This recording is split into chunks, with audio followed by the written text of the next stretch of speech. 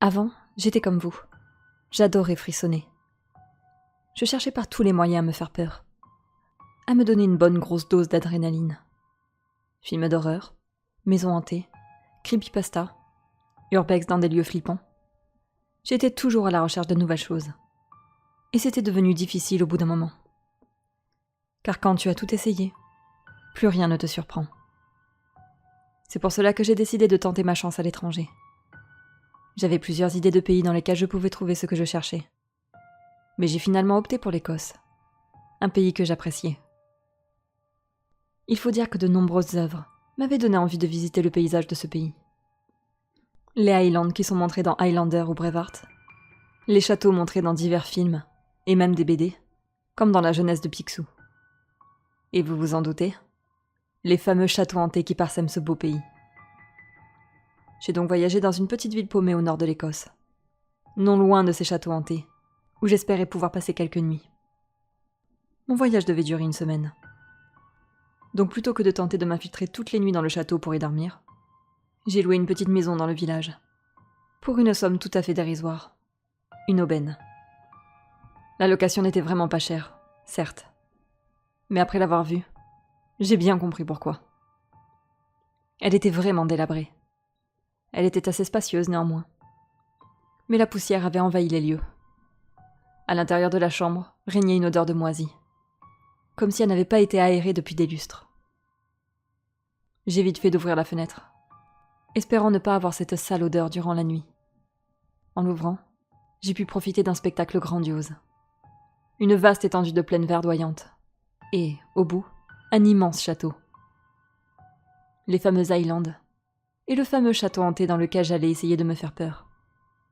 Deux choses que je voulais absolument voir en venant ici. Que demander de plus?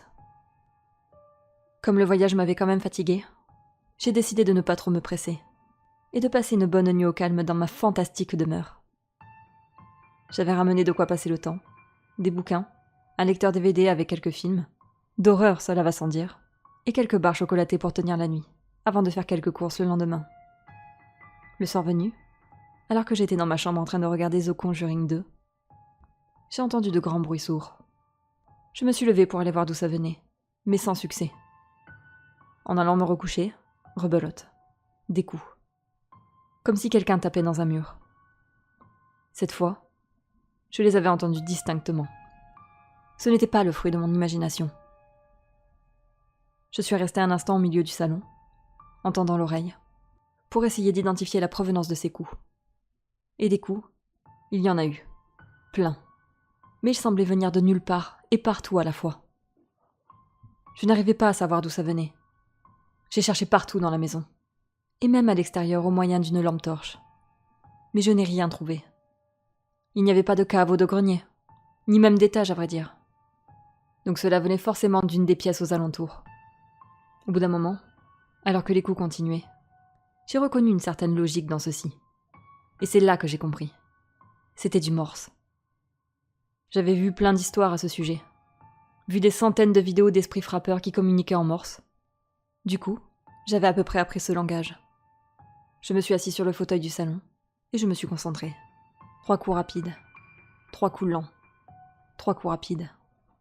C'était le mot du langage morse le plus connu. SOS. Je suis restée une partie de la nuit à écouter ces coups et à tenter de les déchiffrer. J'avais réussi à capter les messages suivants. Help me. I'm trapped here. Help me please, it hurts. God, save me. Évidemment, la langue ici était l'anglais. Je ne m'attendais pas à découvrir des messages en français. Ces messages étaient inquiétants, surtout que je ne savais pas d'où ça venait. J'ai bien tenté de crier pour lui demander où il était. Mais il continuait à envoyer ses messages par morse. Puis, comme le matin était arrivé, les coups avaient disparu. J'ai fait une nouvelle recherche minutieuse dans la maison et ses alentours. Mais une nouvelle fois, rien. J'aurais bien demandé de l'aide aux voisins, mais il n'y en avait pas. Les seuls voisins que j'avais étaient à des kilomètres d'ici. Comme je n'avais pas dormi, j'étais exténuée. Et puis, tout cela me semblait être une blague mise en place par quelques jeunes du coin, qui voudraient effrayer les touristes et faire vivre la légende des fantômes du château. Et puis, j'en avais vu d'autres. Et bien pire. Je n'étais pas effrayée du tout. Je suis donc allée dormir. Je ne me suis réveillée qu'en fin de journée. La nuit était tombée. Et ce qui m'avait sorti du sommeil, c'était de nouveau ces coups. Je suis retournée dans le salon, et à nouveau, j'ai déchiffré le morse. « Help me, please. Somebody get me out of here. » Cette fois, j'ai eu l'idée de répondre directement en morse, en tapant moi aussi du pied sur le plancher. « Where are you ?»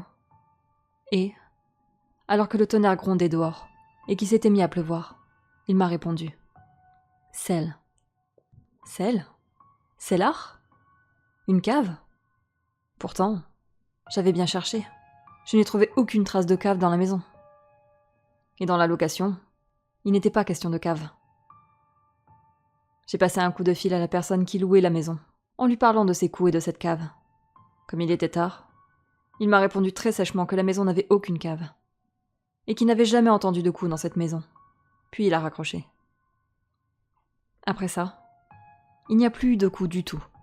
J'ai continué ma semaine entre la maison et le château, et la seule expérience paranormale que j'ai eue durant cette semaine était ces coups. Je suis rentrée en France, ayant encore en tête le bruit qu'il faisait. Je ne savais pas si c'était une blague, ou si c'était réel. Mais moi qui étais en quête de sensations fortes, j'étais quand même heureuse d'avoir vécu ça. Jusqu'à ce que, arrivé chez moi, j'ouvre un livre qui parle du morse. Je voulais quand même vérifier que je n'avais pas fait d'erreur. Et j'en avais fait qu'une seule. Une erreur qui me fit enfin avoir ce frisson le long de ma colonne vertébrale. Ce frisson qui me paralysa de peur. J'avais mal interprété le dernier mot. Cell. Je m'étais trompée pour la première lettre. Sûrement à cause du tonnerre à ce moment précis. Ce n'était pas un C, mais un H. Hell.